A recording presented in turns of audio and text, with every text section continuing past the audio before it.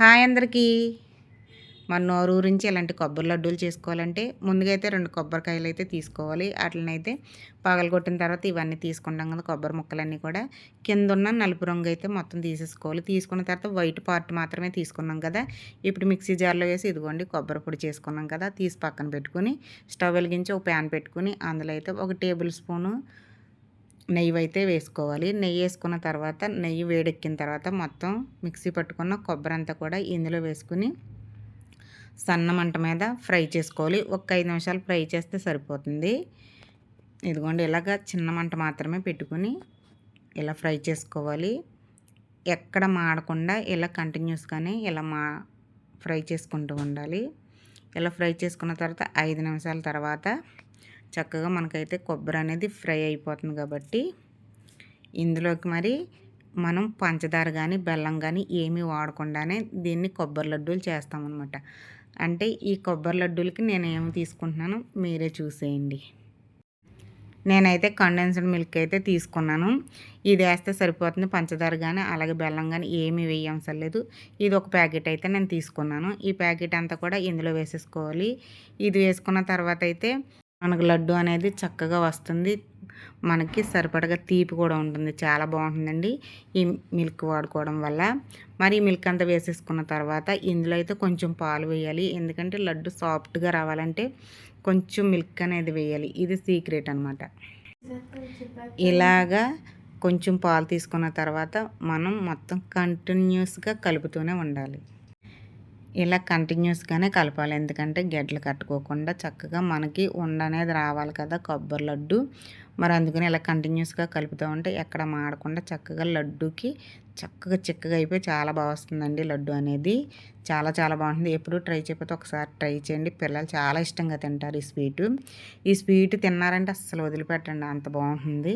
మరి ఇలా కలుపుతూ ఉండగానే ఇందులో అయితే కొంచెం యాలకుల పొడి అయితే వేసుకోవాలి. మంచి రుచి అనేది ఉంటుంది. యాలకుల పొడి గురించి అందరికీ తెలిసిందే కదా, దీని టేస్ట్ చాలా బాగుంటుంది. మరి ఈ లడ్డూల్లో ఇది వేస్తే చాలా బాగుంటుందండి. చాలా చాలా బాగుంటుంది.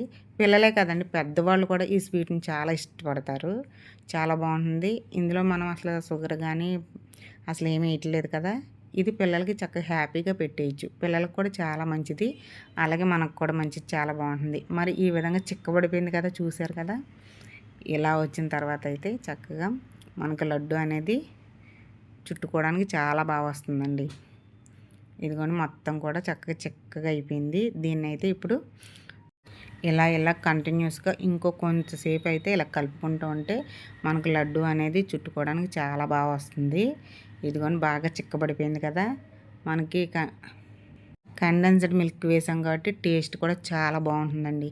మనకి షుగర్కి బదులుగా మనం ఈ మిల్క్ అనేది తీసుకున్నాం కాబట్టి చాలా చాలా టేస్టీగా ఉంటుంది కొబ్బరి లడ్డు అనేది. ఇదిగోండి ఈ విధంగా వచ్చిన తర్వాత అయితే ఇప్పుడు స్టవ్ ఆఫ్ చేసేసుకోవాలి. కానీ వేడి చల్లారిన తర్వాతే లడ్డూలు చుట్టుకోవాలి, లేదంటే చేతులు బొబ్బలు వచ్చేస్తాయి.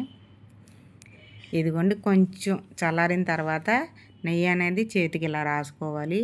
మనం లడ్డు చుట్టుకునేటప్పుడు చాలా బాగా వస్తుంది సాఫ్ట్గా. ఇదిగోండి ఈ విధంగా అయితే లడ్డూలన్నీ కూడా చక్కగా చుట్టేసుకోవాలి.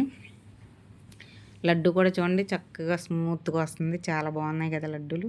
మరి ఇలా చూస్తూ ఇంకా చూడడం ఏంటండి, ముందైతే ఈ లడ్డూలన్నీ కూడా చుట్టేసుకున్న తర్వాత లాస్ట్ ఫైనల్గా కొబ్బరి పొడి అయితే అద్దుకోవాలి. కొబ్బరి పొడి అద్దుకున్న తర్వాత ఈ లడ్డూలు ఇంకా బాగుంటాయండి. చాలా చాలా బాగుంటాయి. ఇదిగోండి నేను తీసుకున్న ఇదే మిల్క్.